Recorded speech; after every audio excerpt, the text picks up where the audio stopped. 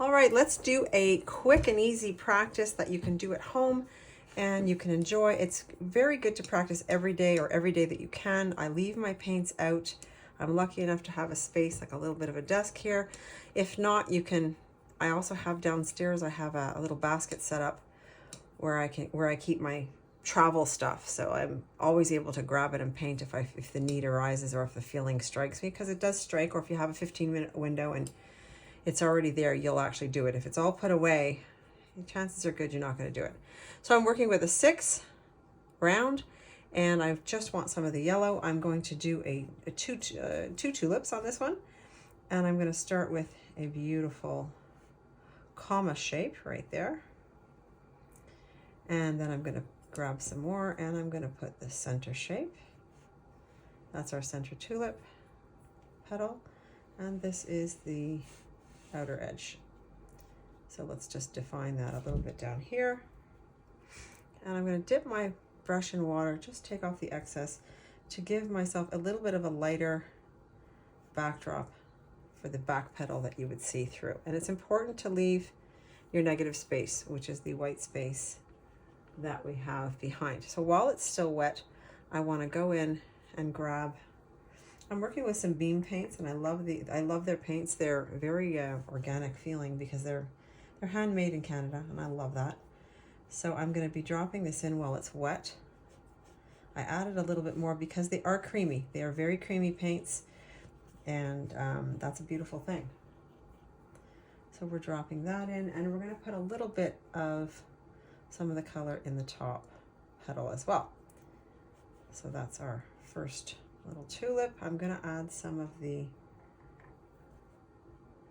pinkish color that they have as well. It's a bit strong, but I like it. I want it to bloom, and I want it to feel very watery, watercolor-like. Most people are attracted to watercolor because of the fluidity of it. So that's the fluidity right there. So that's what sometimes we're looking for. And if you find it too much, look, this is your exercise. It's a daily practice. Tomorrow, do it differently.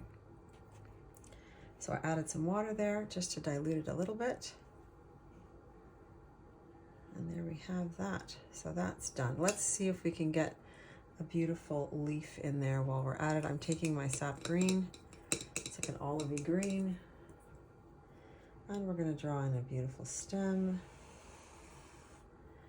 And we're going to do our point, press, release, and get a beautiful leaf out of that.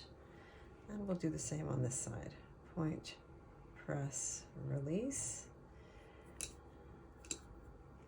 Let's add some depth to those leaves. So I put on a second, like a side. I made them a little bit thicker. I'm going to grab something darker that's on my palette just to give it some personality. Give it some depth. If everything is one color, it's also beautiful, but it's not very, ooh, that's really strong. Whoa, that's a bit too strong for me. So I dipped it in. I'm going to clean off my brush. This is a good exercise in the oops factor. We're going to take some of that out. It's a Payne's gray, and I always am into the Payne's gray, but that was just a bit too strong for this delicate bloom. So I'm going to take it off, and I actually kind of like what's left. So I'm going to just add a little bit of the green back on and leave some of that various shading. So that's pretty good there, and I don't mind that there's a little space. It gives it a little bit of artistic license. Let's grab some of the, again, this is the beam paint. So the beam paints are a little bit thicker than like a Winsor Newton. So we're going to do that. I'm hoping for a little bit of a bleed, which I'm getting. This is my one side. I'm doing it in a different order than I did before. And here's my middle. Here's my middle tulip. And I don't mind that edge. I don't mind that edge at all. And I really like this. So I'm not going to mess with it too much. I am going to rinse it off almost completely. Grab a little bit that's there. And I want to put this in as my other, of course my phone's dinging. I don't know why, but it's dinging on the computer. So bear with it. There will be a second ding. I want to leave this particular negative space, the white. It's quite pretty. I want to take some of this out so it's a little bit washed out. Just a bit. Because, like I said, the bean paints are handmade. They are excellent, gorgeous, but thicker than you would expect in a more, like in a Winsor Newton type brand. So this is an orange that I have in my palette. I'm going to put that in so that it brings in what's going on over here. So it's not completely, and I love this. So we have that happening. Be loose, be free, love it. Just put a bit up there. Okay, so those two are done, and we are going to take some green and get that sap green back. Let's avoid the Payne's Gray, Rhonda, because that was a little too much. So we are going to add a stem that comes out over here. And I'm going to bring her in, and then I'm going to give some leaves to this one.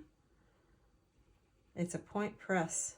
Those of you that have come to class know what I mean. If not, it's a point. You put your point down, you put the barrel of the brush down, and then you slowly lift it out to get a beautiful look. So we're going to add another leaf coming out of here. I think it'll go on top. There she goes, the second ring. So what I did was, and I'm not following my own rule of turn the page instead of turning your hand. So I'd like to turn the page on this one and then add some beautiful depth to this one here. I'm also trying to cover up. I want this one to be in the front. So I went a little heavier, which turned out quite nice. I went right to the source of the color, which is the sap green. So I'm going to put a little bit more sap green in there just to give it some attitude. And there you go. So that's a point press right there. So this is a beautiful way to get your practice on. I'm going to do a little splattering at the end here. The way I splatter is I take my color and I bang it on another brush. It gives me a little bit of, gives a little feeling. If you want bigger blobs, you need more water. The bigger the blob, the wetter the brush, the bigger the blob. So there you go. So that's the practice of today.